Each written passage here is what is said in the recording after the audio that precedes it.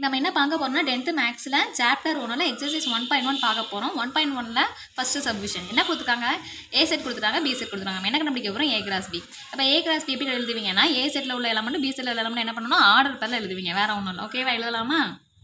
அப்போ ஃபஸ்ட் என்ன இருக்குது, 2 இங்கே எனக்கு 1 இருக்குது. அப்போ 2 ஒன்று ஆர்டர் பேர் பண்ணுங்கள். அதே மாதிரி 2 -4.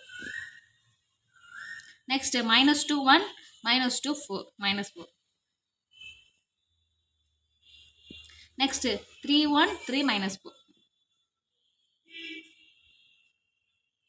நெக்ஸ்ட் இப்போ என்ன எழுத போகிறோம், ஏ கிராஸ் ஏ. அப்போ என்ன பண்ணணும், ஏ செட்டு இன்ட்டு ஏ செட். ஓகேவா, அடுத்து என்ன பண்ணணும், 2 2 2 -2 2 3 எழுதுங்க. 2 2 2 -2 2 3. நெக்ஸ்ட் என்ன எழுதணும், -2 2 -2 -2 -2 3 எழுதுங்க. -2 2 -2 -2 அடுத்து -2 3.